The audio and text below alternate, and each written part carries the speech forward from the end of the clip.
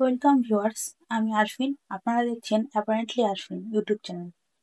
আপনারা যারা আমার মতো 2022 টেট পাস চাকরি প্রার্থী রয়েছেন এবং বর্তমান পরিস্থিতিতে দাঁড়িয়ে ইন্টারভিউ নোটিফিকেশন প্রকাশের জন্য অধীর আগ্রহে অপেক্ষা করছেন এবং তার সাথে ইন্টারভিউ প্রিপারেশনও নিচ্ছেন, মূলত তাদেরকে উদ্দেশ্য করেই আজকের এই গুরুত্বপূর্ণ ভিডিওটি। আজ আমাদের এই ভিডিওর আলোচ্য বিষয় হচ্ছে এনওএস সম্পর্কিত। তোমরা সকলেই জানো যে সুপ্রিম কোর্টে কিন্তু একটা গুরুত্বপূর্ণ রায়দান হলো এনওএস ডিএলএড এর ব্যাপারে, যে এনওএস ডিএলএড ভ্যালিড, এবং সেটা নিয়েই আজকে আমরা বিস্তারিত আলোচনা করব যে এই এনওএস ডিএলএড ডিগ্রিধারী যে সমস্ত ক্যান্ডিডেট আছে তারা আগামী নিয়োগ প্রক্রিয়ায়, অর্থাৎ সম্ভবত 2025-এর নিয়োগ প্রক্রিয়ায় যেটা হতে চলেছে, তাদের দ্বারা ভ্যালিড কিনা, এবং 2022-এ যে নিয়োগ প্রক্রিয়া বা প্রাইমারি ইন্টারভিউ হয়ে গেল 2017 টেট পাস ক্যান্ডিডেটদের জন্য ছিল, সেটা কি রিপ্যানেল হবে। এনওএস ডিএলএড সংক্রান্ত শুনানিটা 2 নম্বর কোর্টে বেলা 3টার দিকে হয়েছিল, যেটা ছিল রিভিউ পিটিশন হিসেবে। গত 28 নভেম্বর 2023-এ এনওএস ডিএলএড-দের ব্যাপারে যে রায় দেওয়া হয় মহামান্য সুপ্রিম কোর্ট থেকে, সেই অর্ডার বা জাজমেন্ট হয়েছিল, তারই ক্লারিফিকেশন হলো আজ। আচ্ছা, এই এনওএস ডিএলএডটা কি সেটা আগে একটু জেনে নিই। এনওএস হলো 18 মাসের একটি ডিএলএড কোর্স, যেটা লঞ্চ করা হয়েছিল ইন সার্ভিস পরীক্ষার্থীদের জন্য, ইন সার্ভিস প্রার্থীদের জন্য 2017 সালে।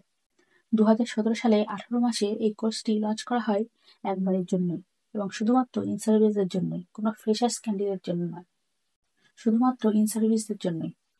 এখন 2023 সালের রায়ে বলা হয় যে যারা এই 10ই আগস্ট 2017 সালের আগে ইন সার্ভিস ছিলেন এবং 28শে নভেম্বর 2023-এ যখন ফাইনাল জাজমেন্ট আসে, তখন সেখানে বলা হয় যে এনআইএস যেহেতু 18 মাসের ট্রেনিং এবং সাধারণ ডিএলএড যেহেতু 24 মাসের, তাই সেক্ষেত্রে এই দুটো কোর্স কখনোই একই হতে পারে না, এটা বলেই জাজমেন্ট দেওয়া হয়, এবং তারপর থেকে তাদের ইনভ্যালিড বলা হয়। কিন্তু যারা আগে থেকে ইন সার্ভিস ছিল তাদেরকে বৈধ বলা হতো।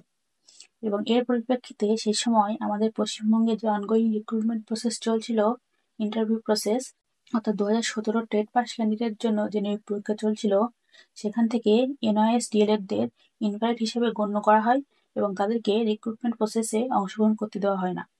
ওই জাজমেন্টে এটা বলা হয় যে যেহেতু এনআইএস ইন সার্ভিস 18 মাসের কোর্স, তো পরবর্তীতে তারা প্রমোশন বা অন্যান্য সুযোগ সুবিধাগুলো পাবে না। যেটা বুঝতে সমস্যা হওয়ার কারণেই রিভিউ পিটিশন দাখিল করানো হয় ক্লারিফিকেশনের জন্য, এবং সেই ক্লারিফিকেশন মামলাটাই আজ জাজমেন্ট হিসেবে প্রকাশ করা হয়। মহামান্য বিচারপতিরা কিছু গুরুত্বপূর্ণ পয়েন্ট অ্যাড করেছেন, যাতে বলা হয় যে এরপর থেকে এনআরএস ইন সার্ভিসরা তাদের সমস্ত সুযোগ পাবে সাধারণ ডিএলএড প্রার্থীদের মতোই, এবং কোনো দিক থেকেই তারা বঞ্চিত হবে না। এখানে যে উল্লেখযোগ্য বিষয়টি বিচারপতিরা জানিয়েছেন সেটা হলো 2017 সালের 10ই আগস্টের আগে ইন সার্ভিসরা কিন্তু ভ্যালিড, অথবা এগুলো ফ্রেশ ক্যান্ডিডেটের জন্য নয়, অলরেডি ইন সার্ভিসের জন্য। এবং এটা বলা হয় 28 নভেম্বর 2023-এর পার্সপেক্টিভে এটি কার্যকর হবে। পার্সপেক্টিভে মানে হলো যেদিন থেকে অর্ডার পাস করা হবে তারপর থেকে।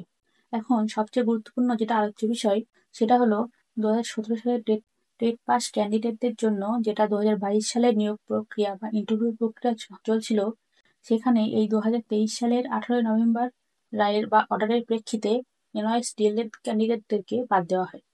তাহলে তারা কি এখন ভ্যালিড বা রিপ্যানেল হবে কি? যেহেতু 2022 ইন্টারভিউয়ের অলরেডি সবাই চাকরিতে জয়েন করে ফেলেছে, তাই প্যানেলের কোনো ক্ষতি হবে বলে মনে হয় না। যদি অ্যাপয়েন্টমেন্ট না হতো বা জয়েনিং না হতো, তাহলে হয়তো রিপ্যানেল হওয়ার সম্ভাবনা ছিল। এবার যদি রিপ্যানেলের অর্ডার সুপ্রিম কোর্ট দেয় বা 2017 টেট পাস ক্যান্ডিডেটরা পর্ষদের উপর চাপ সৃষ্টি করে, সেক্ষেত্রে পর্ষদ হয়তো অন্য কোনো বিকল্প রাস্তা গ্রহণ করবে।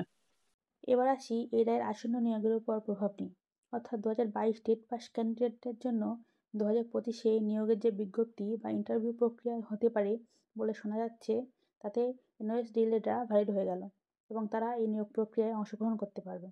এখন পর্ষদ কবে ইন্টারভিউ নোটিফিকেশন বার করে সেটাই দেখার বিষয়। যদি আমার ভিডিওটা তোমাদের ভালো লেগে থাকে এবং আমার ভিডিও থেকে কোনো উপকারী তথ্য পেয়ে থাকো, তাহলে একটা লাইক করে দিও, যেটা আমার উৎসাহ বাড়াতে সাহায্য করবে। আর আজ যদি এই চ্যানেলটা প্রথম দেখে থাকো, তাহলে একবার ঘুরে দেখার অনুরোধ রইল। ধন্যবাদ।